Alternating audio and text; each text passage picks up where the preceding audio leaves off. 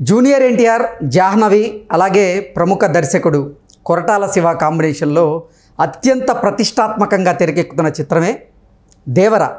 దేవర నుంచి ఈరోజు రెండవ సాంగ్ రిలీజ్ అయినటువంటి నేపథ్యంలో ఇండస్ట్రీ రికార్డులన్నింటినీ కూడా ఈ సాంగ్ బ్రేక్ చేసింది. కేవలం గంటలోనే 1.5 మిలియన్స్ వ్యూస్ని ఈ సాంగ్ సాధించినటువంటి నేపథ్యంలో ఈ సాంగ్ మీద మనం రివ్యూ చేసుకునేటువంటి ప్రయత్నం చేద్దాం. ప్రస్తుతం మనతో పాటు ఉన్నారు ప్రముఖ సినీ క్రిటిక్ దాసరి విజ్ఞాన్ గారు. విజ్ఞాన్ గారితో మాట్లాడదాం. విజ్ఞాన్ గారు, హాయ్ అండి. నమస్తే. ఇండస్ట్రీ రికార్డ్స్ అన్నింటినీ కూడా బద్దలు కొడుతూ రిలీజ్ అయినటువంటి గంటలోనే ఈ సాంగ్ 1.5 మిలియన్ వ్యూస్ వచ్చినాయి. దేవరా నుంచి రిలీజ్ అయినటువంటి సెకండ్ సాంగ్, ఈ సాంగ్ రివ్యూ ఏంటి? యాక్చువల్గా ఇండస్ట్రీలో మనకి ఎన్టీఆర్ అండ్ అల్లు అర్జున్ గారికి ఎంత మంచి బాండింగ్ ఉందో మనకు తెలుసు. మంచి బాండింగ్, చాలా మంచి బాండింగ్. ఇప్పుడు ఇద్దరు కూడా రికార్డులతో పోటీ పడుతున్నారు. మొన్న పుష్ప సాంగ్స్ ఏవైతే రిలీజ్ అయ్యాయో అలా వెళ్ళిపోయాయి ఎక్కడికో. అసలు ఆ రికార్డులు ఇంకెవరన్నా దాటుతారో లేదో కూడా తెలియదు ఇప్పటివరకు చెప్పాలంటే. ఆ రేంజ్లో ఉంటే ఇప్పుడు కొత్తగా ఎన్టీఆర్ సాంగ్ రిలీజ్ అయ్యి పర్వాలేదు మీ రికార్డులకి మేము కూడా పోటీ పడతాం అనే రేంజ్లో వచ్చింది ఈ సాంగ్. ఫస్ట్ సాంగ్ అయితే కొంచెం ఏంటి ఎక్కువ అనిరుద్ధినే చూపిస్తున్నావు, మా ఎన్టీఆర్ని ఎందుకు చూపించట్లేదని చెప్పి ఫ్యాన్స్ అందరు మండిపడ్డారు. సరే ఇప్పుడు ఎన్టీఆర్నే చూపిస్తామన్నారు. ఏమని చుట్టమల్లే చుట్టేసావే సాంగ్ అసలు ఎంత బాగుంది అంటే, నిజంగా చెప్పాలి అంటే కొన్నేళ్ల తర్వాత లైక్ ఎప్పుడు అతడు సినిమా ఉందా, నీతో చెప్పన్న సాంగ్ ఉందా, ఎస్వి బాలు అండ్ చిత్ర గారు పాడినటువంటి సాంగ్. ఆ తర్వాత నిజంగా చాలా కాలానికి మంచి మెలోడీ తెలుగు ఇండస్ట్రీకి వచ్చిందంటే ఇదే పాట. ఇంకా చెప్పాలి అంటే విన్న వాళ్ళు వింటున్న కొద్దీ వింటూనే ఉండాలనిపిస్తుంది. హెడ్ ఫోన్స్ పెడితే అసలు ఎవరు తీట్లా, లూప్ పెట్టుకొని మళ్ళీ వింటున్నారు. సో చాలా మంచి సాంగ్. అయినప్పటికీ మళ్ళీ ఫ్యాన్స్ డిసప్పాయింట్మెంట్ ఏంటంటే మేల్ లిరిక్స్ కూడా పెట్టొచ్చు కదా, జూనియర్ ఎన్టీఆర్ చేత కూడా పాడించవచ్చు కదా అని తెస్తారు. ఎందుకంత ఆవేశం, మెల్లిగా వస్తాడులే, థర్డ్ సింగిల్ ఇంకా ఉన్నాయి కదా. దాంతోపాటుగా కొన్ని కమెంట్స్ కూడా వస్తున్నాయి. జూనియర్ ఎన్టీఆర్ అంటే మాస్ అలాగే క్లాసికల్ డ్యాన్స్ రెండు కూడా ఆయనలో మిళితమై ఉంటాయి. అలాంటిది జూనియర్ ఎన్టీఆర్తో అసలు ఈ సాంగ్లో డ్యాన్సే వేయించలేదు అనేటువంటి కామెంట్స్ కూడా వస్తున్నాయి. అందుకే ఇందాక నీతో చెప్పిన సాంగ్తో పోల్చా. కొన్ని సాంగ్స్కి ఎగబడి మీదబడి కిందబడి రొమాంటిక్ మెలోడీ సాంగ్స్కి డ్యాన్స్ అనేది కొంచెం తక్కువే ఉంటుంది సాధారణంగా. అదే కాలు దిప్పుడు, మెడం దిప్పుడు, అటు ఇటు ఎగిరి గంతేసేవి ఉండవు. చాలా సింపుల్గా కూల్ అండ్ కామ్గా వెళ్ళే సాంగ్స్ ఉంటాయి. ఇది అలాగే దీని అంత బాగా డిజైన్ చేశారు. అండ్ కొరియోగ్రఫీ అయితే అద్భుతం. సీన్స్ అన్నీ కూడా అసలు ఎంత బాగున్నాయంటే రత్నవేలు కెమెరా పనితనం చూసుకుంటే కనుక ఎంత ప్లెజెంట్గా ప్రజెంట్ చేశారంటే సాంగ్ని. NTR 2 costume change. First casual షర్ట్సే, పెద్దగా అదేం లేదు.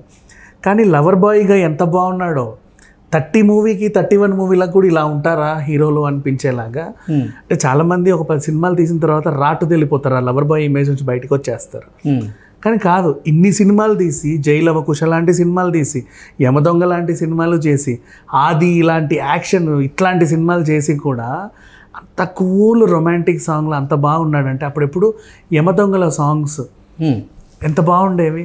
ఆ తర్వాత మళ్ళీ వచ్చిన అన్ని సినిమాలు పోల్చుకుంటే ఈ రొమాంటిక్ సాంగ్స్, ప్లెజెంట్ సాంగ్స్లలో ఆయన అలా ఉండిపోతాడు అంతే. ఇప్పుడు ఈ సాంగ్ నిజంగా చాలా బాగుంది. శిల్పారావు వాయిస్ అయితే అసలు అలా ఎక్కేసింది అందరికీ. ఒక చిత్ర గారి వాయిస్ లాగా, ఒక మంచి సునీత గారి వాయిస్, వీళ్ళు మెలోడీస్ పాడితే ఎంత బాగుంటాయో అంత ఎక్కేసింది. అండ్ అనిరుద్ధ్ నాకు ఫస్ట్ టైం బాగా నచ్చేసాడు. సీరియస్లీ నాకు ఇప్పటి వరకు చెప్తున్నా, ఓపెన్గానే చెప్తున్నా, ఎందుకో అందరికంటే అనిరుద్ధ్ మ్యూజిక్ నాకు ఎందుకో నచ్చదు. నాకు ఫస్ట్ నచ్చింది ఏంటంటే కొంచెం జైలర్ ఎలివేషన్స్ బాగా అనిపించింది. ఈయన ఎప్పుడైనా ఒక మంచి మెలోడీ తీస్తే చూద్దాంలే అనుకున్నా. ఇప్పుడు నిజంగా నాకు అనిరుద్ధ్ ఒక పర్ఫెక్ట్ మ్యూజిక్ డైరెక్టర్ లాగా అనిపించాడు. ఇంకా హ్యాపీనెస్ పెరిగింది. ఫస్ట్ పాట మొన్న రిలీజ్ చేసినప్పుడు కొంచెం గందరగోళంగా అనిపించింది, బట్ ఈ సాంగ్ విన్న తర్వాత నిజంగా నేను అనిరుద్ధ్ కూడా ఫ్యాన్ అయిపోయాను. జూనియర్ ఎన్టీఆర్కి జాహ్నవి కపూర్కి మధ్య ఆ రొమాన్స్ కూడా బాగా వర్కౌట్ అయినట్టుంది ఈ సాంగ్లో. ఎక్సలెంట్గా ఉంది. ఆ కాస్ట్యూమ్స్ కానీ, ఆ బ్యాక్ డ్రాప్ కానీ, అండ్ స్టెప్పులు లేవు అన్నారు కానీ సరే ఎన్టీఆర్కి లేకపోతే ఏంటి, పాడే ఆవిడకి ఉండాలిగా, వాయిస్ అంతా ఆవిడది కదా. సో తను వేసిన స్టెప్స్ కూడా చాలా బాగున్నాయి, యూనిక్గా ఉన్నాయి, నీట్గా ఉన్నాయి, రొమాంటిక్గా ఉన్నాయి. పచ్చబొట్టు వేసిన సాంగ్ ఎంత బాగుంటుందో విజువలైజ్గా, ఇంకా దానికి మించి ఇది బాగుంది. ఇంకా అది కూడా సోబు సిరిలే కదా దానికి డిజైనర్ అంతా కూడా, దీనికి కూడా అతనే ప్రొడక్షన్ డిజైనర్ అంతా కూడా. సో అందుకే అంత బాగుందని చెప్పుకోవచ్చు. నిజంగా చాలా బాగుంది.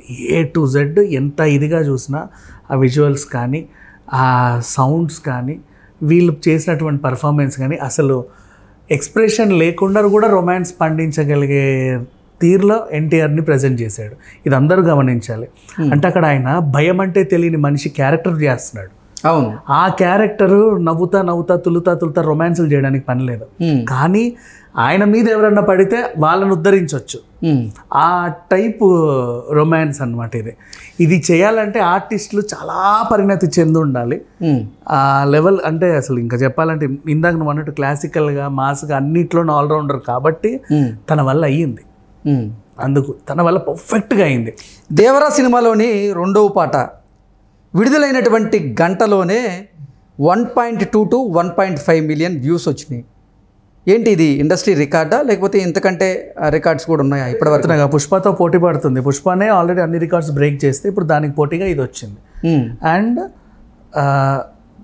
గంటకి మిలియన్స్ పెరుగుతా ఉన్నాయి ప్రతి ఈచ్ అండ్ ఎవ్రీ హావర్కి.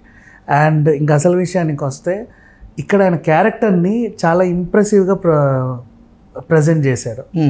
ఆయన భయం అంటే తెలియని కరుడు కట్టినటువంటి వేషం వేస్తున్నాడు. అవును, అంటే ఆయన రొమాన్స్ చేయకూడదు, కానీ ఆయన మీద పడ్డ అమ్మాయితో మాత్రం తను ఆమెను ఉద్ధరించవచ్చు. అలాంటి కరుడు కట్టిన మనిషి అంటే ఆ పాత్రలోని హావభావాలు చాలా చక్కగా అద్భుతంగా చిత్రీకరించారు. ఏం ఎక్స్ప్రెషన్స్ ఇవ్వద్దు, టెంప్ట్ అవ్వద్దు అమ్మాయికి. అవును, కానీ అలా అని చెప్పేసి ఆయన కూడా ఒక మనిషే కదా, అస్సలు టెంప్ట్ అవ్వని మనిషి చేత కూడా రొమాన్స్ ఎలా ఉంటుందో చేయించవచ్చు అనే ప్రెజెంటేషన్ ఈ పాటలో ఉంది. అండ్ ఇది పాటలాగా చూస్తే ఎవరికి అర్థం కాదు, ఆ సినిమాలో చూస్తే ఆ క్యారెక్టర్ని డెప్త్గా వెళ్తాం కదా లోపలికి, అప్పుడు ఈ సాంగ్ వస్తుంది చూసావా, అబ్బా ఏముంది అనుకుంటారు. అవార్డ్ ఓరియంటెడ్ సాంగ్ ఇది ఇంకా చెప్పాలంటే. అండ్ కొమరం భీముడో సాంగ్ తర్వాత ఆ లెవెల్లో, అంటే అక్కడంటే దెబ్బలు పడుతుంటే ఒక టైప్ ఆఫ్ పర్ఫార్మెన్స్ కదా, ఇక్కడ కరుడు గట్టినటువంటి ఎక్స్ప్రెషన్స్ లేని భయం అంటే తెలియని ఒక మనిషి చేత రొమాన్స్ ఎలా చేయించాలి అనేది చూపించగలిగాడు. ఈ ఎక్స్ప్రెషన్ కూడా నిజంగా అవార్డు ఓరియంటెడే ప్రామిస్గా చెప్పాలి అంటే.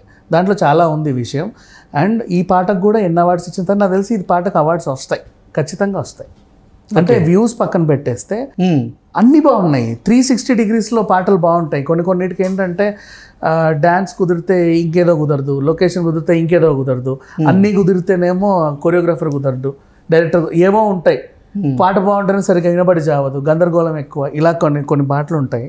బట్ 360 degreesలో అన్ని సమపాలల్లో నిండు కుండలాగా కుదిరినటువంటి సాంగ్ ఏదైనా ఉందంటే ఇది ఈ మధ్యకాలంలో వచ్చింది. ఇప్పుడు ఈరోజే కాదు, దసరా వరకు ఈ సాంగ్ వినబడతానే ఉంటుంది. ఓకే, సింపుల్గా ఎటువంటి హంగామా లేకుండా మంచి మంచి లొకేషన్స్లో, ఆ లొకేషన్స్ కూడా పెద్దగా ఏం లేనట్టున్నాయి. సింపుల్ అండ్ మళ్ళీ మినిమమ్ ప్రాపర్టీస్ చూపించాలి కాబట్టి ఆ బోటు, అలాగే దాని లంగరు, అలా వాళ్ళు ఉండే ఆ కొండ ప్రాంతం. అంటే ఈ సాంగ్ కోసం పెద్దగా ఖర్చు కూడా పెట్టినట్లేరుగా? ఖర్చు అయ్యిందిలే, ఫారిన్ లొకేషన్స్కి ఖర్చు ఖచ్చితంగా అవుతుంది.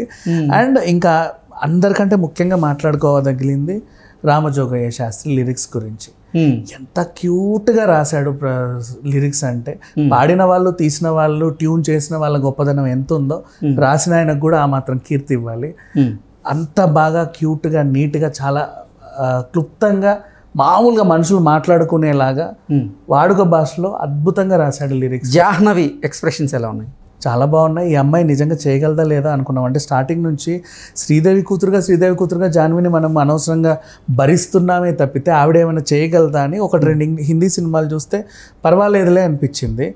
నెక్స్ట్ ఏంటా అనుకున్నాం కానీ దీంట్లో ఎక్స్ప్రెషన్స్, డ్యాన్స్, ఆయన మోకాల మీద వస్తుంటే కాలు తీసి వేసే స్టెప్, ఆ స్టెప్ చేసేటప్పుడు కూడా ఆమె ఎక్స్ప్రెషన్స్ పర్ఫెక్ట్గా. ఈ మధ్యకాలంలో కూడా ఒక ఇంటర్వ్యూలో మీరు ఎవరితో డ్యాన్స్ చేయడం ఎక్కువగా ఇష్టపడతారు అంటూ జాహ్నవిని కొంతమంది అడిగినప్పుడు తను జూనియర్ ఎన్టీఆర్ పేరు చెప్పారు.